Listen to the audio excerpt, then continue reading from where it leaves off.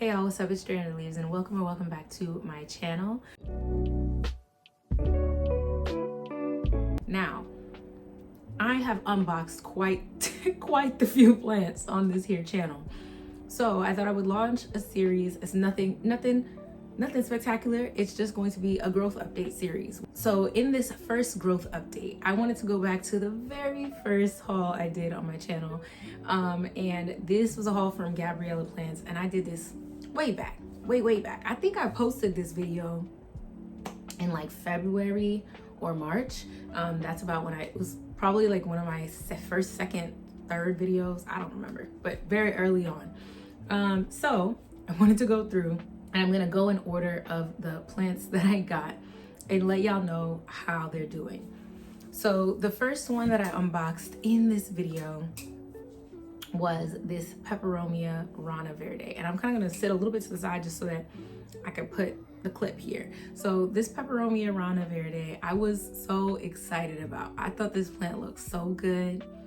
I thought she was gonna do big things for me. I really liked her, and I think I bought her purely off aesthetics, knowing nothing about Peperomia growth for real. I think I had a watermelon Peperomia at that time. As a fun fact, I do not have that either. And this rana verde, she is gone. She didn't die off completely, but she did start to give me very like leggy growth. She was under a grow light. Initially, she was like in really bright light, and she was doing okay-ish, I guess, barely growing. Then she started giving me leggy growth. Some leaves started yellowing off. And then I think one day I saw something like some little bugs crawling on her, and I said, absolutely the hell not. So she went in the garbage because she wasn't growing the way I wanted her to grow. I was under the impression that it was gonna grow like bushy-ish, like a nice like round bouquet of like green Peperomia like leaves, but that is not what she did. So hate to say it, but that one is gone. RIP to Miss Verde. The second one I unboxed in that video was an Alocasia. Yes. This was the Alocasia poly that I unboxed in that video. And here is Miss Polly right now. So this one has been on a journey. Now, when I got her, she had probably a close amount of leaves to what she got now, but these leaves are new. Most of her leaves started doing like this thing that they doing back here, right? And I couldn't figure it out. I didn't know what was happening. It was really stressing me out. Eventually, I realized I think that this needed to always be moist. So that's where I took it to, where it is literally, I look, if the top of the soil don't look pitch black, midnight black, like how this one look right here, then you know, I don't know what we're doing. I'm not doing that. So I have maintained the moisture on this one, and now I'm finally getting leaves to stay looking gorgeous girl. I will say that I've had to cut off many leaves. So this is really a big deal that she even is in this spot here. And even like this leaf size, which while it's not giant, that's a big deal to me, because I thought we were gonna stay over here for a minute because I could not figure her out. She is a beautiful one. I think the contrast between her and like a white pot is really fantastic, which is why she's in a white cover pot. And also she needs a lot of light, so I put her somewhere where she's getting like very bright light as well. That's really like, what more can I say? So shout out to her. She's all right. This is a surprising one. You would have thought this one would be dead and the rana verde be here, but she's here. She holding me down. The next plant that I had unboxed in that video was an Alocasia cuprea. Now, I liked the cuprea when it put out its first leaf. Then the second leaf came. And I will even say, when I initially unboxed it, I might have even said something like, I initially didn't like it because it looked too nah, and then I looked at it a little bit more, I thought I might like it. I think this is like a moment of self-reflection within the plant hobby. The cuprea is gone, by the way. I got rid of it. Nothing was wrong with it, but I just didn't like how it was growing. It was looking a mess. It was not adding to the ambiance. In fact, it was taking away.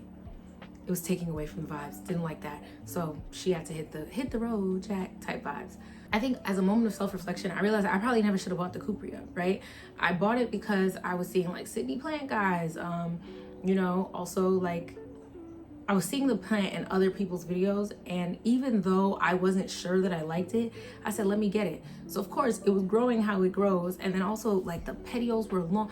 I don't know if I wasn't getting the light right, I don't know, but I really realized after the leaf came out, I don't actually like that, and I don't think that that fits my overall vibe. I didn't really want to work through it, so I just let that one go. Godspeed. That's unfortunate, but she is no longer in the collection. She did not fit, so she's, you know, she's departed from this house at the very least. The next one is that I unboxed was this Hoya pubicalyx splash right here. Here is my pubicalyx splash as of today. She is doing so good. Like, I know, like, probably because of the angle, I think I gotta tilt it. It's not looking, yeah, it's truly taken over this little circle trellis that I have it on. She is doing so good. She is wrapping again. She's always putting on new leaves. There's new leaves up here. She always doing what I need her to do, you know? She's always doing something nice for me. She's always doing something nice for the girls. Always. Like, I mean, always new leaves, always with the new leaves. And I just gotta say shout out to her, you know? Shout out to her for real. Really appreciate her. Appreciate all she's done for me, and that she'll continue doing for me as she continues to wrap and wrap and wrap and continue to fill it out and turn into like a wreath of pubicalyx splash. I have no complaints. She's easygoing. She is in a much more dense medium than I keep the rest of my Hoyas, but that just means I water her less than I water the rest of my Hoyas. Okay, so next up in the video, I unboxed this crimson princess girl, this crimson princess here. I was underwhelmed. I'm like, intermission, I was underwhelmed by both the crimson princess and crimson queen, and then come to find out, you don't know if it's really a crimson princess or crimson queen, because those are trade names or trademark names, and the trademark expired, and they're really just outer variegated, inner variegated, carnosa, whatever. A lot has been learned and said about those. That said, I was deeply underwhelmed by both of those varieties. Now, I'm gonna lift up, this is the crimson queen. Now, when I first got it, I think the plant had more plants in the pot. When I had repotted it and I took out any extra plants that I did not need in the pot, they are not in the pot anymore. I repeat, they are no longer in the pot. I have this one, I think it needs to be watered actually, now that I'm sitting here feeling it. Oh damn. Yeah, it needs to be watered. But I have this one. She just don't grow all that, like, she's not a fast grower, I find, for me compared to my other Hoyas of a similar variety. So like other carnosas or pubicalyx or like those kinds tend to be really rapid growers, but not so much this one. I'm saying that, and I do see that it's putting out a new leaf in there somewhere, and it's trying to do something. So I do need to be nice. I need to be nice. This little bunch right here is new for me, this little bunch. And I kept this because this was the side with the variegation. I don't know. I'm just underwhelmed. Like I'm not as excited about this one. And I think a part of it is also, I don't know that the variegation is really like a thing for me. I don't think variegation is my favorite, especially like the white kind on Hoya. I don't know. I only have this one and another, like, I think it's an acuta or something like that. Another plant that I got, another Hoya that's got like the inner variegation. I think it could just be that I'm not a fan of that. But this is what it's looking like right now. It's not bad. She's getting good vibes. I should check the roots real quick because, oh no, the roots are doing absolutely fine. Like, the roots are doing fine.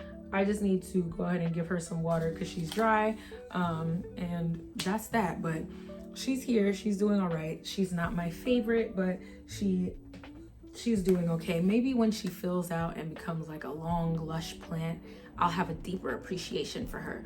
But overall, I don't know that I would say that everybody needs to have one. Like the way that I feel about certain other Hoyas, like I do think that if you want to start with Hoya, getting that pubicalyx splash, that'll get you going because it's gonna grow. It's got so many of the things that people like in Hoya. It's got the splash, fast growth, You know what I'm saying? It could be hanging, it could be trellis. You can practice a whole bunch of different things using that same one plant, and it's for the low. I got that plant for like $8, you know? So do with that what you will.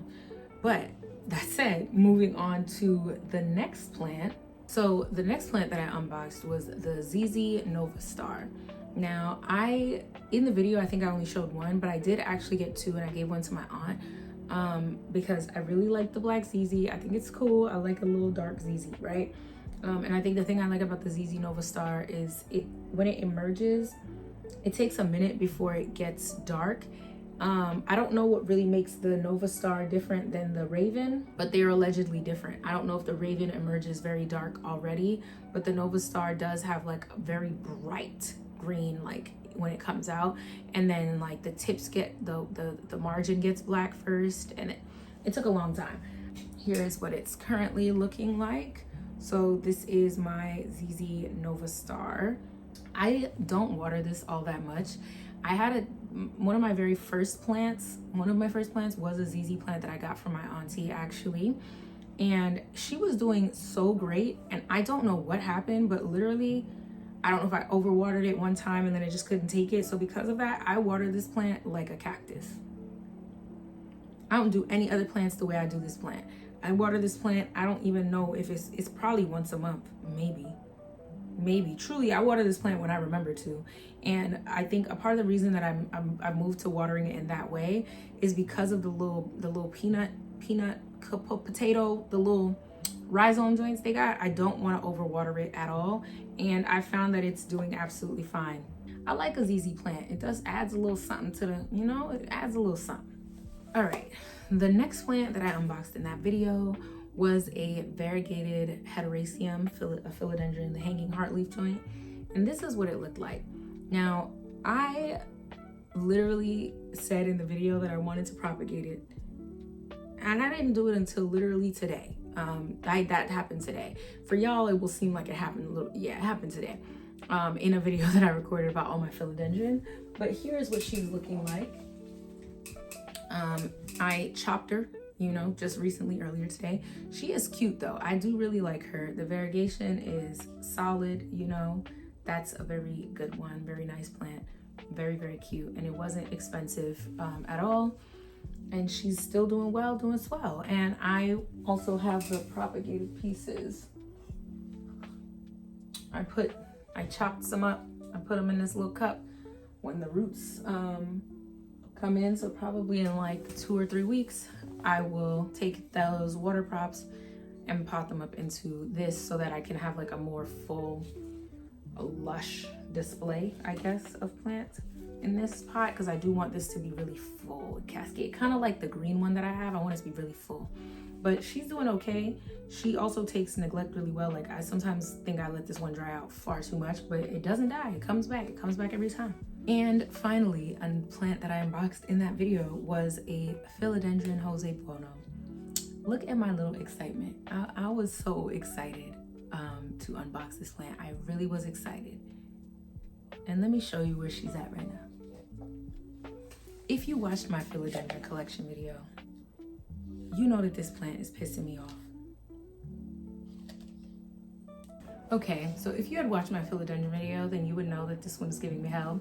I just had to come back in and say that again because I stopped and looked and I see some kind of bug. I just saw something crawling on the rotted leaf that I just pulled out. I'm really trying to determine what to do here.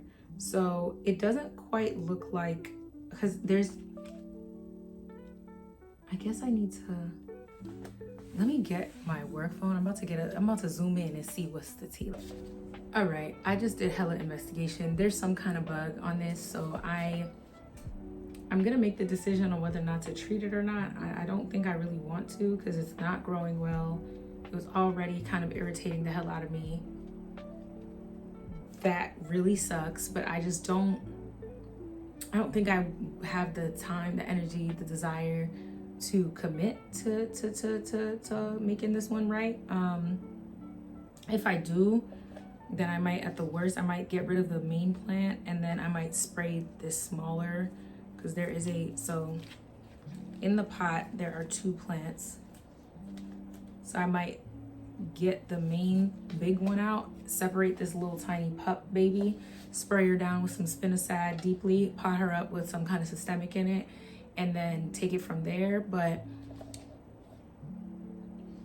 that's how she's doing, stressing me out. I did just chop leaves. The best leaf I got and since I've had it was this one.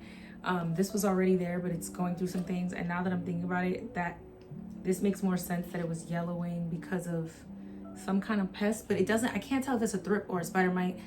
I know this sounds dumb, but it's like a small little white bug, but I've seen like juvenile thrips before. I haven't quite seen babies, so maybe these were babies that would have like exploded out at some point.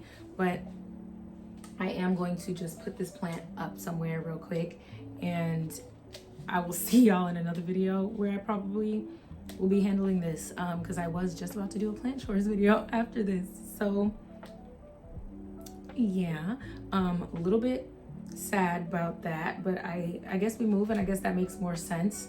And maybe if I start small and take it from the top with the smaller one, I can really go somewhere. And I'll see if there's like anywhere for me to chop to propagate on the big one. I don't even know if I want to do all that actually, so I think I'll just pull the small one out, treat it. It'll be easier to treat a smaller plant or like a smaller amount of leaves than a larger amount of leaves. That sucks, but we move. Thanks so much for coming and watching this new growth update series that I got and just checking out the first set of plants that I got. There were some goners and there were some things that are going well. And fingers crossed in the future, the other videos don't have as many casualties, but I think this will also be really helpful for me to look back on, and also probably for other people to see like, okay, every plant you get, it don't always work out, right? Every plant you get, it doesn't always work out. And then also sometimes you get plants and they literally just aren't your vibe. And maybe that's also part of the reason that we should slow down with the buying of plants and enjoy the growth. See where it's taking it. Where is it going, etc. I'm gonna go figure out this Jose Buono, and I'm also probably gonna have to spray hella plants in my office with spinosad tonight, because again, I don't do the bugs. I just don't. So me and Captain Jax, we're gonna lock in tonight, and I'm gonna spray them, and I'm gonna hope for the best. Yeah, again, thanks for checking in on the growth updates, and I'll see y'all in my next video. Don't forget to like, comment, and subscribe. I gotta start saying that. And also talk to me in the comments. I love chatting with y'all. See y'all in the next one. Bye.